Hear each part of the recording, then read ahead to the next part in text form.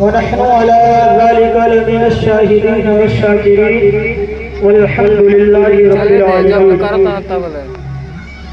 शमे रिसालत के परवानों, गौस ख्वाजा के चाहने वालों, एक शेर आपकी समातों की रैली तक पहुँचाने की कोशिश करूंगा और पेशगी में चल कर कहते सुभान अल्लाह। मौत से किसको रुस्तगानी है, मौत से किसको रुस्तगानी है, आज हमारी कल तुम्हारी बारी है। और आगाह अपनी मौत से कोई बशर नहीं, आगाह अपनी मौत से कोई बशर नहीं, सामान 100 बरस का है कल की खबर नहीं। और क्या भरोसा है जिंदगानी का, आदमी बुलबुला है पानी का।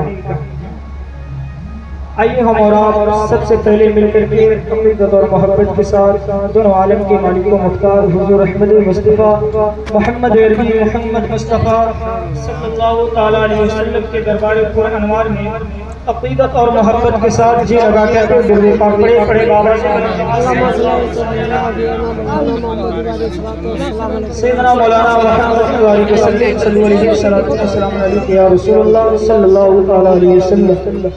कुछ बात है कि हस्ती मिटती नहीं हमारी, कुछ बात है कि हस्ती मिटती नहीं हमारी, सदियों रहा है दुश्मन दौरे ज़मां हमारा। और फारूक बनकर जिसकी हिफाजत खुदा करे, वो शम्मा क्या बुझे जिसको रोशन खुदा करे। अगर बात हकीकत है तो सारे लोग जी लगा कर कह दे सुभान अल्लाह। अली जनाब बड़े भाई लोगों ने अपनी मरहूमा के नाम पर महफिल पाक को सजाया है। नियत यही है कि माँ के नाम पर हम महफिल को सजाएं, घरों में कुरान खानी का एहतमाम करें, मिलाद की महफिल को सजाएं और अपनी मरहूमा माँ के लिए दुआएं मग़फ़िरत करें। कहीं न कहीं उनके दिल में यकीन है कि हम महफिल पाक मनाएंगे, कुरान मुक़द्दस की तिलावत करेंगे तो हमारी मरहूमा को इसका फ़ायदा पहुँचेगा। तो आइए रंग में आइए। और जो लोग पीछे बैठे हैं सभी लोग नहीं, लेकिन कुछ लोग हैं जो अपने रब का नाम लेने से भी डरते हैं। और हालात भी आज दुनिया में ऐसे ही बना दी गई है कि मुसलमान न खुलकर नमाज पढ़ सकता है, मुसलमान न खुलकर अज़ान दे सकता है, मुसलमान न खुलकर के कुरान की तालीम सीख सकता है। कभी हमारे मदरसों को निशाना बनाया जाता है, कभी हमारी मस्जिदों को निशाना बनाया जाता है, कभी हमारी पर्दे को निशाना बनाया जाता है, कभी कहीं किसी मुसलमान पर जुल्म और बाबरदियत के पहाड़ ढाए जाते हैं। लेकिन इसके बावजूद भी हम और आप अपनी माथे की निगाहों से देखते हैं, फिर भी हम अपने दीन पर सही ढंग से कायम नहीं। कहने को तो सभी लोग हैं कि हम मुसलमान हैं, हम मुसलमान हैं, सभी लोग ही नारा लगाते हैं कि हम मुसलमान जिंदाबाद, गौस का दावा नहीं छोड़ेंगे, ख्वाजा का दावा नहीं छोड़ेंगे। लेकिन मैं उनसे बस इतना ही कहना चाहूँगा कि ये जो आप जिस महफिल में बैठे हैं, आप क्या समझ रहे हैं इस महफिल में? आप ये जो महफिल में बैठे हैं, इस महफिल को आप क्या समझते हैं? मिलाद क्या समझते हैं? ये जगह जो है जहाँ पर बताया जाता है कि जहाँ पर अल्लाह और उसके रसूल का जिक्र होता है, वहाँ जन्नत की कियारियों में से एक कियारी बना दी जाती है। अब आप महसूस करें, जब तक आप महसूस नहीं करेंगे, जब तक आपका दिल में यकीन नहीं होगा, उस वक्त तक आपको इस चीज का फायदा नहीं पहुंच सकेगा। आप हर काम करेंगे, आप अपने घर में मिलाद महफिल सजाएंगे, आप अपने घर में कुरान खानी का भी एहतमाम करेंगे, आप अपने घर में गरीबों को खाना भी खिलाएंगे, आप खुद से गरीबों और यतीमों की मदद भी किया करेंगे, लेकिन आपको इसका फायदा पहुंचता क्यों नहीं? कहीं ना कहीं तो वो कमी है। वो कमी क्या है? कहीं ना कहीं तो हमारे अंदर वो कमी है ना कि हम गरीबों की मदद भी किया करते हैं और बेसहारों का सहारा भी बन जाते हैं, अपने इलाके में अच्छे काम भी किया करते हैं, नमाजों की भी पाबंदी किया करते हैं, लेकिन हमें नमाज का कोई फायदा क्यों नहीं? कभी आपने सोचा, कभी आपने गौर किया कि ये जो मौत जो लफ्ज है, इस लफ्ज का मतलब क्या है? इसका माना क्या है? किसी इंसान से पूछ लिया जाए, तुम इस दुनिया में आए हो, बताओ तुम्हें इस दुनिया से जाना है कि नहीं जाना? इस दुनिया में बेशुमार लोग रहते हैं, हिंदू भी, मुस्लिम, सिख, ईसाई, हर धर्म के लोग रहते हैं, तरह तरह के लोग भी रहते हैं। किसी ने भी कभी आज तक मौत से इनकार किया है? बोले ना मोहब्बत से, मौत से कोई आज तक इनकार किया है? नहीं किया। हर आदमी से पूछिएगा कि तुझे मौत का मजा चखना है कि नहीं चखना है? हर आदमी यही कहेगा हाँ। मौलाना आप कैसी बात करते हैं? मौत का मजा तो मौत ही एक ऐसा रास्ता है जिसको हर एक रास्ते से गुजरना है, जिसको हर एक इंसान को उस रास्ते से गुजरना है। अब आप सोचिए कि कुरान ही बोलता है, कुरान ही में अल्लाह रब्बुल इज्जत इरशाद फरमाता है, कुल्लु नफ्सिन ज़ाइक़तुल मौत, हर इंसान को मौत का मजा चखना है। और ये सिर्फ इंसान ही नहीं, हर जानदार चीज को मौत का मजा चखना है। जिसके अंदर भी जान हो उसको एक ना एक दिन मौत का मजा चखना है। मिसाल के तौर पर हम और आप आज यहाँ पर जमा क्यों हैं? हमारा जमा होने का मकसद एक है। अली जनाब जिन्होंने महफिल को सजाया है, उनके दिल में एक ही मकसद है, एक ही नियत है कि हम महफिल पाक का आगाज करें और इस महफिल की बरकत से अल्लाह तबारक व तआला हमारी अम्मी जान की मग़फ़िरत फरमा दे। हमारे दिल में ये यकीन है, ये ईमान है, तभी तो हम महफिल का आगाज किया। सबसे पहले आप एक बात समझ लें कि जहाँ पर अल्लाह और उसके रसूल का जिक्र होता है, वहाँ सिर्फ इंसान ही नहीं बल्कि अल्लाह के मुकद्दस फरिश्ते भी हाजिर हुआ और वो फरिश्ते अपनी नूरानी परों से अहले महफिल को ढांप लिया करते हैं। और जब महफिल का तज़किरा खत्म होता है, वही फरिश्ते रब्बे कायनात की बारगाह में हाजिर होते हैं और अर्ज करते हैं, ऐ मेरे मौला, मैंने तेरे गुनहगार बंदों को तेरे और तेरे रसूल का जिक्र करते सुना। ऐ मेरे मौला, मैंने तेरे गुनहगार बंदों को तेरे और तेरे रसूल का जिक्र करते सुना। तो रब्बे कायनात इरशाद फरमाएगा, ऐ फरिश्तों गवाह हो जाओ, जितने लोग उस महफिल में बैठे हैं, उस महफिल में बैठने की बरकत से मैं मैदान महशर में उन सबको जन्नत का परवाना अता करूंगा। आप इस महफिल को हल्के में लेते हैं? आप मुसलमान हैं, आप इस महफिल का आदब नहीं करेंगे तो कौन करेगा? इस महफिल में ऐसे लोग आते हैं जिस हालात में रहेंगे चले जाते हैं। तसव्वुर करके आइए, कहीं पर भी जहाँ अल्लाह और उसके रसूल का जिक्र हो, वो जगह जन्नत की तैयारियों में से एक तैयारी बना ली जाती है। अगर आप इस बात पर ईमान रखते हैं और अल्लाह और उसके रसूल की जात पर ईमान है आपका, अगर आप हकीकी मानों में मुसलमान है और कुरान पर आपका ईमान है, तो आपसे गुजारिश है कि दीन पर सही तरीके से आ जाइए। अभी आप अपने दिल में झांकिए और देखिए हमारे अंदर कहाँ पे कमी है।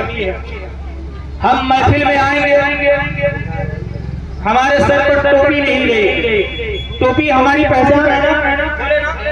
टोपी हमारी पहचान है, हम अपनी पहचान को छिपाते हैं। दाढ़ी हमारी पहचान है, लेकिन हम कहाँ मतलब है? दाढ़ी हमारी पहचान है और हम इसको धड़ल्ले से जाते हैं हजरात के पास और दाढ़ी को मुड़वा लेते हैं। हमें अफसोस नहीं होता, ये दाढ़ी रखना हमारे आका की सुन्नत है। हमारे नबी की शान जानते हैं आप क्या है? हमारे नबी की शान, आइए मैं आपको बताता हूँ। हमारे नबी कहाँ पैदा हुए? मक्का की सरजमीन पर। कहाँ पैदा हुए? कहाँ पैदा हुए? मक्का शरीफ में। कहाँ पैदा हुए? मक्का शरीफ में। और कहाँ? मदीना शरीफ में। कहाँ बोले? मदीना शरीफ में। हमारे आका जनाब मोहम्मद रसूलुल्लाह सल्लल्लाहु तआला अलैहि वसल्लम मक्का की सरजमीन पर पैदा हुए और पैदा होने से लेकर के अब 40 साल के बाद अपनी नबूवत का ऐलान किया। जिब्रील अमीन आए मेरे नबी की बारगाह में, आने के बाद कहने लगे, ऐ मोहम्मद अरबी, जनाब मोहम्मद रसूलुल्लाह सल्लल्लाहु तआला अलैहि वसल्लम से हज़रत जिब्रील अमीन ने कहा, ऐ मेरे आका, अब आप अपनी नबूवत का ऐलान कर दीजिए क्योंकि ये रब का हुक्म है। मेरे आका जनाब मोहम्मद रसूलुल्लाह सल्लल्लाहु तआला अलैहि वसल्लम खाने का जनाब आका जनाब मोहम्मद रसूलुल्लाह सल्लल्लाहु तआला अलैहि वसल्लम फारान की चोटी पर खड़े हो गए और खड़े होकर के कलमा हक बुलंद किया। वो अनज़िर अशीरतल अक़रबीन, ऐ लोगों मेरे पास आओ, ऐ लोगों मेरे पास आओ। उनकी बातें सुन करके सब लोग पहाड़ के नीचे जमा हो गए। जैसे जमा हो गए, सारे लोग जब जमा हो गए, मेरे आका जनाब मोहम्मद रसूलुल्लाह सल्लल्लाहु तआला अलैहि वसल्लम इरशाद फरमाते हैं, ऐ लोगों मैं तुम्हें कैसा दिखता हूँ? लोगों ने कहा आप बहुत अच्छे हैं। ऐ लोगों मैं तुम्हारे नजदीक कैसा हूँ? लोगों ने कहा आप बड़े सादिक हैं। लोगों ने कहा आप बहुत अच्छे हैं, आप बहुत ईमानदार हैं। आपके जैसा अभी तक मैंने मक्के में किसी को नहीं देखा। मेरा मतलब कहते सुभान अल्लाह, हे मोहम्मद अभी तक मैंने मक्के की सरजमीन पर आपके जैसा जैसी को नहीं देखा। जैसे ही मेरे आका ने इरशाद फरमाया, ऐ लोगों जैसे ही तुम लोगों की नजर में मैं अच्छा इंसान हूँ, तुम लोगों की नजर में मैं झूठा नहीं हूँ। मैं तुमको बताता हूँ मैं नबी हूँ, मुझको अल्लाह ने तुम्हारी हिदायत और रहनुमाई के लिए भेजा है। लोगों ने कहा कि आप नबी हैं तो कोई मोजिज़ा दिखा दीजिए, आप रसूल हैं तो कोई मोजिज़ा दिखा दीजिए, आप मोहम्मद हैं तो कोई मोजिज़ा दिखा दीजिए। मेरे आका सल्लल्लाहु तआला अलैहि वसल्लम इरशाद फरमाने लगे, ऐ लोगों सुनो, आदम आए तो मोजिज़ा लेकर आए, आए तो मोजिज़ा लेकर आए, ईसा आए तो मोजिज़ा लेकर आए, ज़करिया आए तो मोजिज़ा लेकर आए, नूह आए तो मोजिज़ा लेकर आए, मूसा आए तो मोजिज़ा लेकर आए। लेकिन ऐ लोगों सुनो, हमारा नबी मोजिज़ा लेकर नहीं बल्कि अल्लाह ने सर से लेकर पांव तक मोजिज़ा ही मोजिज़ा बनाकर भेजा है। और मेरे नबी का मोजिज़ा लेकर आए तो आओ मैं आपको बताता हूँ। मेरे नबी ने बड़ी इशारा किया, चांद 2 टुकड़ों में बढ़ गया। मेरे नबी ने सूरज को इशारा किया, सूरज डूबा हुआ पलट कर आ गया। मेरे नबी ने इशारा किया, बर्फ बदल करके आगे कदमों ने गिर करके कलमा पढ़ करके मुसलमान कलमा पढ़ करके गवाही देता है कि मोहम्मद अल्लाह के रसूल है, मोहम्मद अल्लाह के नबी है और यही वो पैगंबर है जो सारी कायनात आलम के लिए रहमत है। यही वो पैगंबर है जो सारी कायनात आलम के लिए रहमत है। और मैं आपसे कहना चाहता हूँ, इसी को जब आला हज़रत ने जब देखा और जब नक्शा खींचा तो फरमाया सबसे औला हमारा नबी, सबसे पहला आला हमारा नबी, बल्कि से औलिया से रसूल, और रसूलों में आला हमारा और रसूलों में आला हमारा नबी, और जोर से बोले मोहब्बत से, और रसूलों में आला हमारा नबी। अगर बात हक है तो मोहब्बत से बोले और रसूलों में आला। अभी भी कुछ लोग शर्मा रहे हैं, अभी भी कुछ लोग शर्मा रहे हैं। जिन लोगों ने मुझे 1 महीना से देखा है उनसे गुजारिश है, उनको जाके बोलिए ये मौलाना किसी और मौलाना की तरह नहीं है। ये मौलाना कभी 10 रुपये और 100 रुपये के लिए अपना ईमान और अकीदा नहीं बेचने वाला है। ये मौलाना किसी के सामने अपने वकार को गिराने वाला नहीं है, क्योंकि अल्लाह ताला को इज्जत ने मेरे शान को इस कदर बढ़ा दिया है। आप ही के इलाके में जो मस्जिद आपने बनाई है, ये मस्जिद कोई आम घर नहीं है, ये मस्जिद कोई आम जगह नहीं है। यही मस्जिद अल्लाह का मुक़द्दस घर माना जाता है, यही मस्जिद अल्लाह का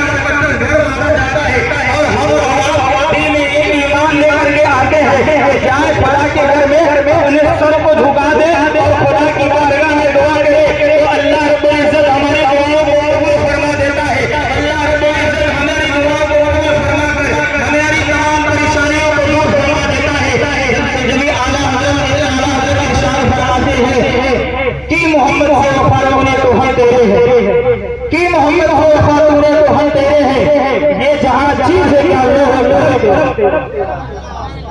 ये जहाँ चीज है क्या लोह तेरे आपको एक बात बताऊं, एक ऐसी हकीकत है जिसको हर एक रास्ते से गुजरना है, हर एक को उस रास्ते से गुजरना है। उलमाए किराम से गुजारिश करूंगा कि अता हो तो अता हो और अता हो तो दुआ हो। आप साथ में मेरा इंशाअल्लाह आपके इलाके में कम से कम मुझे खुद पर इतना यकीन है कि हर घर से लब्बैक या रसूलुल्लाह की सदाएं बुलंद करा दे। एक मरतबा सारे लोग अपने दोनों हाथों को उठा करके नबी पाक के नाम पर दोनों हाथों को उठा कर कह दे लब्बैक या रसूलुल्लाह, कह दे लब्बैक या रसूलुल्लाह, और मोहब्बत से कह दे लब्बैक या रसूलुल्लाह। आप ये जो हाथों को उठा रहे हैं इस पर उलमाए किराम ने लिखा है कि जो इंसान रसूल के नाम पर, नबी के नाम पर अपने दोनों हाथों को उठाकर लब्बैक या रसूलुल्लाह की जो सदाएं बुलंद करता है ना, इसका फायदा जानते हैं आप क्या है? कभी भी उसके हाथों में लौटे की बीमारी नहीं हो सकती। अगर इस बात पर ईमान है आपका तो फिर से दोनों हाथों को उठाए और फिजा में लहरा कर बोले लब्बैक या रसूलुल्लाह। अभी भी कुछ लोग शर्मा रहे हैं तो उनसे मैं गुजारिश करूंगा, कुछ नहीं कहूंगा, बस इतना ही कहूंगा मेरे भाई आप मुसलमान हैं, आप जिस नबी का कलमा पढ़ते हैं उस नबी का कलमा पढ़ने वालों में से हम भी हैं। जिस नबी का कलमा आपने पढ़ा है, जिस नबी का कलमा आपने पढ़ा है, वही नबी का कलमा मैं भी पढ़ा हूँ। और हमारी और आप में इतना फर्क है कि हम नबी के करीब में हैं और आप नबी से दूर हैं। तो मेरा काम बस इतना है, आप नबी से दूर हैं तो आपको दूरी का रास्ता जो है ना, उस जो बीच का रास्ता, इसको जहालत का रास्ता क्या बोला जाता है? जहालत का रास्ता, जो बीच वाला रास्ता होता है वो जहालत का रास्ता है, जो आपके अंदर सबसे ज्यादा पाई जा रही है। आज मुसलमान कौन हर चीज में पीछे, जानते हैं क्यों? क्योंकि वो तालीम से दूर है, वो इल्म से दूर है। आपके यहाँ किसी का इंतकाल हो जाए तो जनाजे की नमाज पढ़ाने के लिए आपको इमाम की जरूरत पड़ती होगी। आपके यहाँ किसी के यहाँ बच्चा पैदा हो तो आपके मोहल्ले के इमाम की जरूरत पड़ती होगी। आप अपने दिल में सोचिए कि जो हम काम इमाम साहब से करवाते हैं वो काम खुद भी तो कर सकते हैं।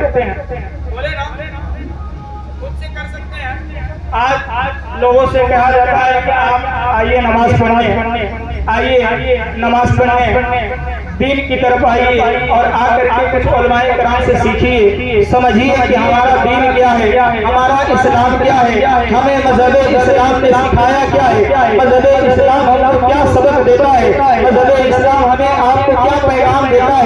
आइए जनाब मोहम्मद रसूलुल्लाह सल्लल्लाहु अलैहि वसल्लम से पूछते हैं, आए मेरे आका मजहब इस्लाम ने हमें और आपको क्या सिखाया है मेरे आका, मजहब इस्लाम ने हमें क्या बतलाया है। तो आओ प्यारे मैं आपको बता दूं कि यही वो मजहब इस्लाम है जो गरीबों को हक को गरीबों के हक को दिलाने में तैयार है। यही वो मजहब इस्लाम है जो यतीमों को हक को हारने नहीं देता। यही वो मजहब इस्लाम है जो मजलूमों को